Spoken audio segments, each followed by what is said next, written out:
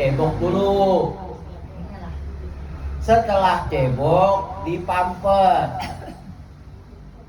Biasa Ya, dipampet. Sekarang kan pakai apa tuh ya? Ya, pembalut sekarang. Nah, kalau sudah langsung wudhu. Sudah ngambil wudhu, langsung sholat. Niatnya kayak biasa ya Ustaz? Biasa. Karena dia sholatnya itu sholat orang yang uzur. Sholat yang sedang uzur. Karena kaidah Imam Syafi'i, ma kharaja minas sabila ini mubtilun lil wudu. Sesuatu yang keluar dari dua jalan, depan belakang, maka membatalkan wudu. Karena dia punya penyakit namanya keluar darah istihadah, maka dia kena uzur. Caranya begitu, kalau belum masuk waktu nggak boleh wudu dulu, harus sudah masuk waktu. Ada yang pernah ngerasain 15 hari? Nggak pernah. Nah ya. Berarti kalau sholat-sholat sunnahnya gimana Ustaz? Sholat-sholat sunnahnya? Sholat sunnah. Nah, Sholat sunnah dimakzurkan. Yang penting wajib aja dah. oh gitu. Ya, walaupun boleh sholat sunnah juga. Langsung gitu.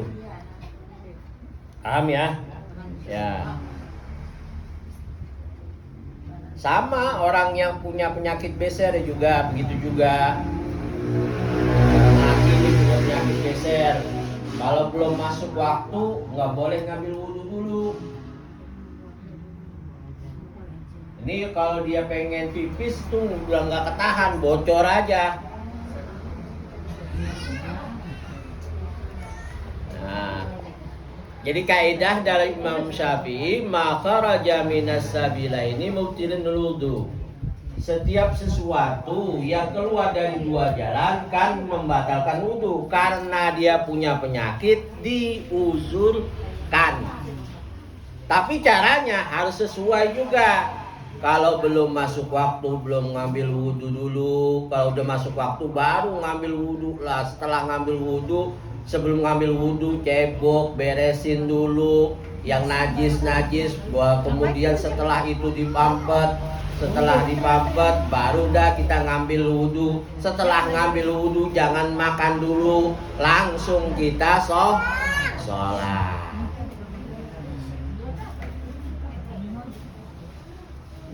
Ada yang punya penyakit ini beser?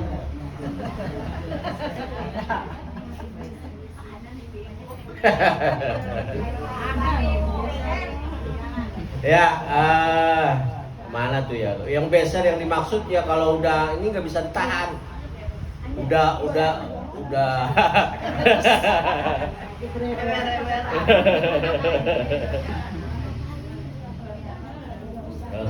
Ya.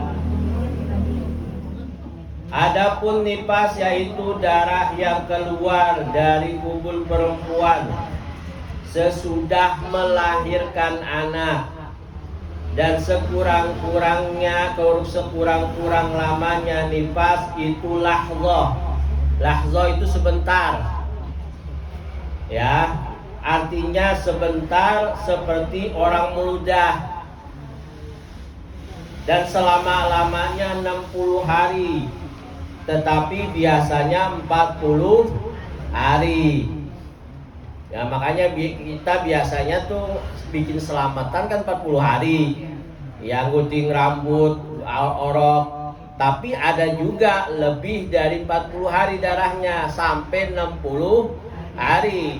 Keluar dari 60 hari masih keluar darah, itu bukan darah nifas, namanya darah istihadah. Maksud darah istihadah itu darah penyakit.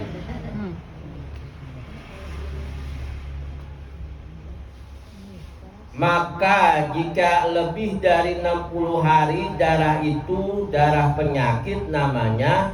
Adapun wiladah yaitu orang beranak yang tidak diiringi darah. Tidak diiringi darah. Itu namanya wiladah. Tapi ini Bu, yang saya penting buat ibu-ibu yang mesti diperhatikan, biasanya bukan masalah waktunya, tapi kita nih walaupun kita belajar tentang masalah waktunya, kita penting buat ibu-ibu ketika berhenti darah tersebut di waktu kapan. Di kitab Sabinatus Sholat, pahami ya Bu ya, apabila terputus darah haid dan darah nifas tidak keluar lagi, jika itu terjadi di waktu subuh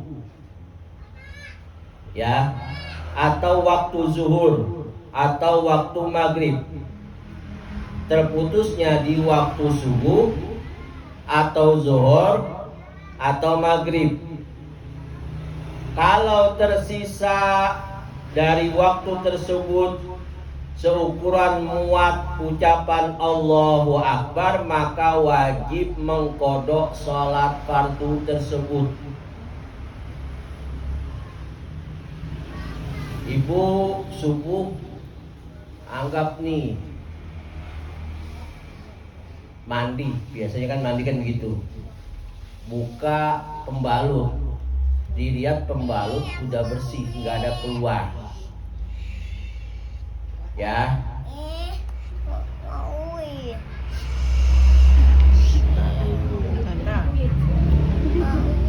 Nih waktu subuh, waktu zuhur, sama waktu ini mami minta sama mami.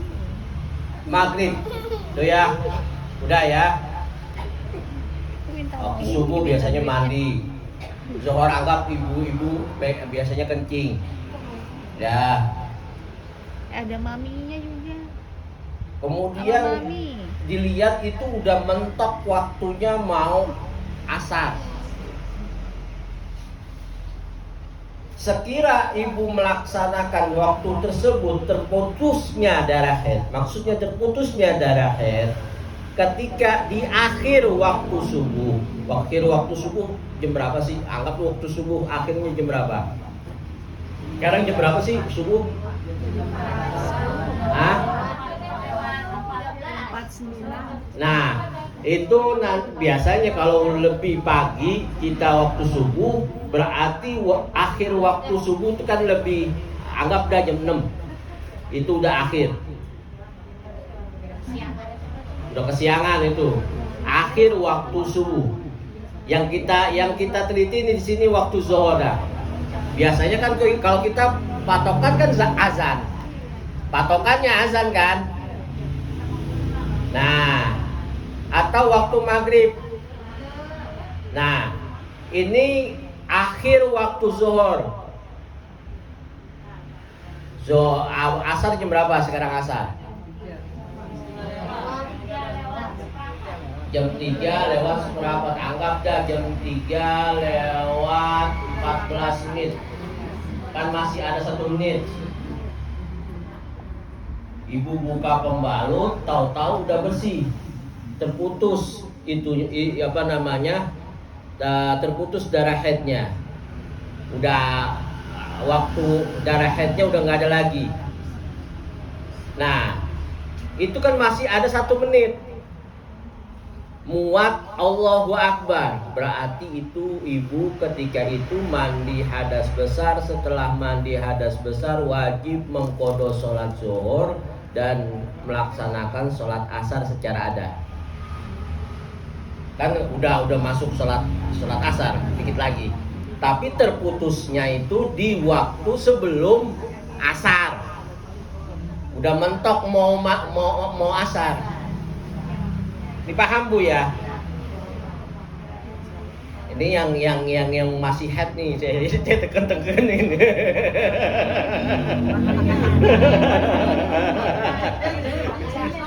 Kalau udah yang menopause sudah aman.